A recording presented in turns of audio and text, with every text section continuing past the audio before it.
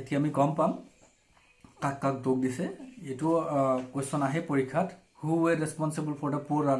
Learning in ফ্ৰেন্সৰ শিক্ষা দীক্ষা দুৰ্বল হোৱাৰ কাৰণে কোন কোন দোষী আছিলে সো আমি প্ৰথম দোষী গম পালো ষ্টুডেণ্টখিনি দোষী along with friends all the students are responsible because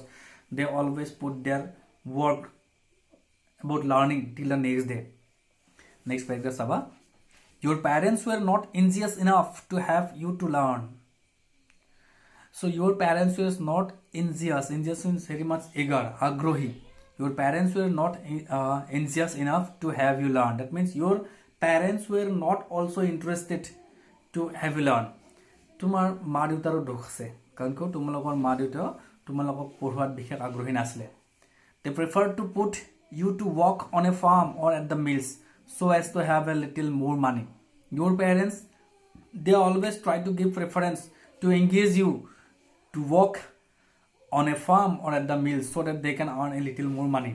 কৈছে যে তোমালোকৰ মা দেউতাৰ কাৰণ দোষী কাৰণ কিয় তেওঁলোকে তোমালোকক পঢ়োৱাত আগ্ৰহী নাছিলে তোমালোকৰ পঢ়োৱাতকে তেওঁলোকে কি কৰিছিলে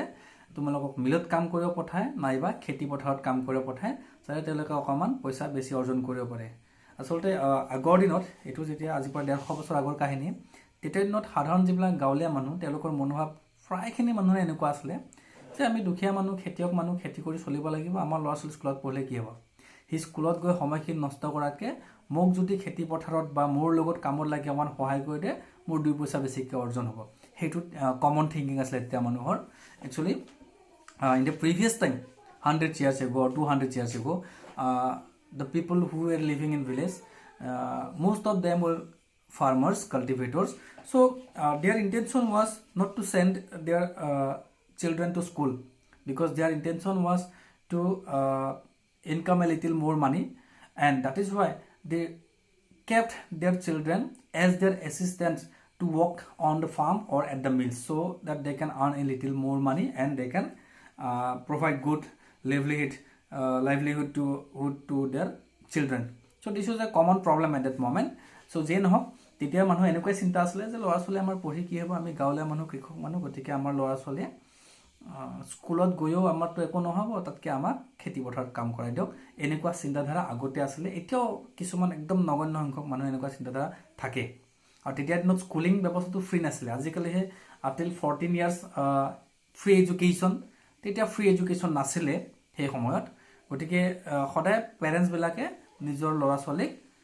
স্কুলত পঢ়োৱাতকে কৃষি পথাৰত কাম কৰোৱাত বা তেওঁলোকৰ যিকোনো তেওঁলোকৰ ঘৰুৱা কামত সহযোগ কৰাত বেছি আগস্থান দিছিলে যাতে তেওঁলোকৰ জীৱন নিৰ্বাহত অকমান ইনকামত নিজৰ ল'ৰা ছোৱালী অৰিহণা যোগাব পাৰে and I have been to blame also and now the teacher said you are responsible your parents are responsible and I am also responsible he said as a question and I have been to blame also that means I have to blame myself also কৈছে আৰু তোমালোক দোষী সময়ত নপঢ়া তোমালোকৰ মা দেউতা দোষী তোমালোকৰ স্কুলত পঢ়োৱাতকে তেওঁলোকক পথাৰত কাম কৰাত আগ্ৰহী কিন্তু মোকো দোষ দিব লাগিব মইও নিৰ্দোষী নহয় অৰ্থাৎ তোমালোকে যে ভালকে পঢ়িব পাৰা তাৰ কাৰণে অকল তুমি তোমালোকৰ মা দেউতা নহয় মইও দোষী have I not often sent you to water my flowers instead of learning your lessons that means I was not the person who sometimes sent you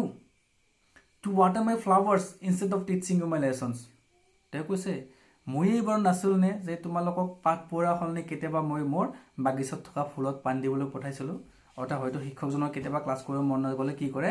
তেওঁ ছাত্ৰ ছাত্ৰীবিলাকক স্কুলৰ সন্মুখত যেখন বাগিচা আছে তাত পানী দিবলৈ পঠায় গতিকে শিক্ষকজনৰ দোষী তেওঁ যেতিয়া শিকাব লাগে তেওঁ নিশিকাই ছাত্ৰ ছাত্ৰীক ফুলত পানী দিবলৈ পঠায় and when I wanted to go fishing did I not just give you a holiday and not only that whenever the teacher wanted to go for fishing he just gave a holiday আৰু কলে এ নহয় শিক্ষকজনে কি কৰিছিলে যেতিয়া কেতিয়াবা তেওঁ মাছ খাবলৈ মন যায় মাছ মাৰিবলৈ মন যায় তেতিয়া হেইটা তেওঁলোকক ছাত্ৰ ছাত্ৰী স্কুল বন্ধ দি দিয়ে যে আজি মই মাছ মাৰিবলৈ যাম তোমালোক বা কাইলৈ মই মাছ মাৰিবলৈ যাম তোমালোক স্কুল নাহিবা অৰ্থাৎ শিক্ষকজনৰ দোষী তেওঁ শিক্ষক হিচাপত যত শিকাব লাগে কেতিয়াবা তেওঁ শিকাবলৈ মন নাথাকিলে ছাত্ৰ ছাত্ৰীক ফুলনিত পানী দিয়া কামত ব্যৱহাৰ কৰি তেওঁ নিজে ৰেষ্ট কৰি থাকে আৰু নাইবা কেতিয়াবা তেওঁ মাছ খাব মন গলে মাছ মাৰিব মন গলে হেইনা গতে স্কুল বন্ধ দি দিয়ে That means the teacher, MML, he himself was also responsible, because sometimes when he never wanted to conduct his classes, he just engaged the students to water his flowers in his garden. And sometimes when he wanted to go fishing, he just gave a holiday. So আমি গম পালো এতিয়া ইয়াতে এটা question answer, who were responsible for the poor learning in France? The students, their parents, the teacher also. And how they were responsible, সেইখানে আমি কৈ দিলো। এতিয়া next paragraph লৈ আহিছো। Then from one thing to another, MML went on to talk of the French language, saying that it was the most beautiful language in the world. So after blaming himself, he wanted to say from one to another point about their languages, about their culture, anything else, all the things. অৰ্থাৎ শিক্ষকজনে যেতিয়া ছাত্ৰ ছাত্ৰী তেওঁলোকৰ parents আৰু নিজকো দোষ দিলে, তাৰপিছত শিক্ষকজনে এটাৰ পিছত আনটোকৈ বিভিন্ন কথা ক'বলৈ গ'ল, গৈ তেওঁ ফ্ৰেঞ্চ ভাষাৰ বিষয়ে ক'বলৈ গ'ল। And he said the French language is the most beautiful language in the world. তেওঁ কৈ ফ্ৰেঞ্চ ভাষাৰ বিষয়ে ক'বলৈ গ'ল আৰু ক'লে যে যিটো ফ্ৰেঞ্চ ভাষা আছে, ফৰাচী ভাষা আছে, সেইটো পৃথিৱীৰ ভিতৰত চবতকৈ সুন্দৰ ভাষা। The clearest, the most logical, that we must guard it among us and never forget it. And it is not only beautiful, not only most beautiful, but it is the clearest and the most logical language of all languages. অৰ্থাৎ তেওঁ কৈছে যে French ভাষাটো, ফৰাচী ভাষাটো হৈছে পৃথিৱীৰ ভিতৰত চবতকৈ সুন্দৰ ভাষা, চবতকৈ স্পষ্ট ভাষা আৰু চবতকৈ বেছি যুক্তিপূৰ্ণ ভাষা। আচলতে যিবিলাক মানুহে নিজৰ দেশক ভাল পায়, নিজৰ ভাষাক ভাল পায়, প্ৰত্যেকগৰাকী মানুহৰ কাৰণে তেওঁলোকৰ মাতৃভাষাটো চবতকৈ স্পষ্ট, চবতকৈ যুক্তিপূৰ্ণ, চবতকৈ সুন্দৰ ভাষা। So MML, in true sense, actually he loved his French language very much, and that is why he said the French language is the most beautiful, the clearest, and the most logical language in this world, and that is why they must guard it among themselves and never to forget it. যেহেতু French ভাষাটো পৃথিৱীৰ চবতকৈ সুন্দৰ, চবতকৈ স্পষ্ট আৰু যুক্তিবাদী ভাষা, যুক্তিসন্মত ভাষা, গতিকে সেয়েহে তেওঁলোকে এই ভাষাটো কেতিয়াও নাপাহৰি তেওঁলোকৰ মাজতে সুৰক্ষিত কৰি ৰাখিব বুলি কৈছিলে, যে আমি নিজৰ মাতৃভাষাটো কেতিয়াও নাপাহৰি আমি নিজৰ মাজতে সুৰক্ষিত কৰি ৰাখিব লাগিব। অৰ্থাৎ অহাকালিৰ পৰা আমি নিজৰ ভাষা শিকিব নাপাম, কিন্তু নাপালেও আমি ইয়াক আমাৰ মাজতে সুৰক্ষিত কৰি ৰাখিব লাগিব। Though we will not able to learn our own mother tongue, which is the most beautiful, clearest, and the most logical language, tomorrow we will not able to learn it, but we have to guard it among ourselves, and we should not forget it. Because when a people are enslaved means to make somebody slave, to make a slave, অৰ্থাৎ দাসত্বত পৰিণত কৰা বা দাস বনোৱা, চাকৰ বনোৱা। Because when a people are enslaved, as long as they hold fast to their language, it is as if they had the key to their prison. And why he asked them never to forget their own language? He said, because language is such kind of things, when people become enslaved, language work as a key to come out from the prison of slavery. অৰ্থাৎ MLA কৈছে যে আমি নিজৰ মাতৃভাষাটো এইকাৰণে পাহৰিব নালাগে, ইমান ধুনীয়া চবতকৈ শ্ৰেষ্ঠ ভাষাটো, কাৰণ যেতিয়া আমি দাসত্বত পৰিণত হয়, a people means here a people means all the people of a country, অৰ্থাৎ এটা জাতিক বুজাইছে, এখন দেশৰ গোটেই মানুহখিনিক কৈছে, এইকাৰণে a people কৈছে। তেওঁ কৈছে কি যে যেতিয়া কোনোবা মানুহ বা এটা জাতি দাসত্বত পৰিণত হয়, আনৰ দাসত পৰিণত হয়, তেতিয়াহ'লে তেওঁলোকৰ সেই দাসত্বৰ বন্দীশালৰ পৰা মুকলি হোৱাৰ তলাটোৰ চাবিৰ দৰে কাম কৰে ভাষাটোৱে। অৰ্থাৎ আমি যদি কোনোবা এখন জেলত বন্দী হৈ থাকিব লাগে, সেই জেলৰ বন্দীশালৰ পৰা ওলাবলৈ আমাৰ জেলৰ তলাটোৰ চাৰিপাত লাগিব, তেতিয়া ওলাব পাৰে। ঠিক তেনেকৈ মানুহ যদি দাসত্বত পৰিণত হয়, অন্য দেশৰ আণ্ডাৰত থাকে, আৰু সেই দাসত্বৰ পৰা ওলাই আহিব যদি লাগে, তেনেহ'লে তেওঁলোকৰ নিজৰ ভাষাটোৱে সেই দাসত্বৰ শিকলি চিঙাৰ চাবি কাঠিৰ দৰে কাম কৰে। আৰু যিহেতু আমি অহাকালিৰ পৰা দাসত্বত পৰিণত হ'ম, গতিকে আমি সেই দাসত্বৰ বন্দীশালৰ পৰা মুকলি হোৱাৰ কাৰণে আমাৰ ভাষাটোৱে আমাৰ চাবি কাঠিৰ দৰে এদিন কাম কৰিব। সেইকাৰণে আমাৰ ভাষাটো আমি নিজৰ মাজতে সুৰক্ষিত কৰি ৰাখিব লাগিব, যদিও তেওঁলোকে আমাক স্কুলত নপঢ়ায়। That means from tomorrow we will not able to learn our own language, but one day we have to come out from this slavery, and that moment and that time our language will help us to to come out from that slavery, and that is why we should hold fast to our language. That means we should keep our language within us and we should guard it. Then he opened a grammar and read us lessons. Then he opened a grammar and read us our lesson. So after saying about this language, he opened a grammar book and he was going to conduct his next class. What is about he was trying to teach them the grammar. অৰ্থাৎ যেহেতু participle class চলি আছে, little ফ্ৰান্সে answer দিব নোৱাৰিলে, তাৰপিছত গোটেইখিনি কথা কৈ তেওঁ ভাষাটোৰ বিষয়ে ক'লে, কোৱাৰ পিছত তেওঁ নিজৰ ক্লাছটো কণ্টিনিউ কৰিলে। তেওঁ কি কৰিলে, এখন গ্ৰামাৰ কিতাপ, ব্যাকৰণৰ কিতাপ এখন উলিয়াই ল'লে আৰু আমাক আমাৰ পাঠবোৰ অৰ্থাৎ ব্যাকৰণৰ পাঠবোৰ পঢ়াবলৈ ষ্টাৰ্ট কৰিলে। I was amazed to see how well I understood it, and I means little France. He was very much surprised. Amazed means very much surprised, wondered. He was very much wanted to see how well he understood this grammar today. অৰ্থাৎ little ফ্ৰান্সে দেখি আচৰিত হৈছিলে যে আজি grammar ইমান সুন্দৰকৈ বুজি পাইছে। যিজন ল'ৰাই গ্ৰামাৰ বেয়া পায়, পাৰ্টিচিপলৰ নিয়মৰ একোৱেই নাজানে, প্ৰথম শব্দটো নাজানে, কিন্তু সেইজন ছাত্ৰই আজি গ্ৰামাৰ অতি সুন্দৰকৈ বুজি পায়, তেওঁ নিজেই আচৰিত হৈছে। All he said seemed so easy. I think too that he never listened. I think too that I had never listened so carefully, and that he had never explained everything with so much patience. Little France said that today whatever the teacher MML taught us, I have understood everything, and not only that, it seems my lessons, my grammar, they seem so easy. He was repeatedly saying so easy and so easy that I think too that I had never listened so carefully, and that he had never explained everything with so much patience. অৰ্থাৎ little ফ্ৰান্সে কৈছে যে আজি তেওঁ মোক grammar, আমাক যি grammar শিকাইছে সকলো বুজি পাইছোঁ, আনকি আজি মোৰ গ্ৰামাৰৰ পাঠখিনি মই ইমান সহজ পাইছোঁ বুলি তেওঁ দুবাৰ কৈছে। অৰ্থাৎ বহুত সহজ পাইছে। আজি ইমান সহজ পাইছোঁ যে মই ভাবোঁ নিশ্চয়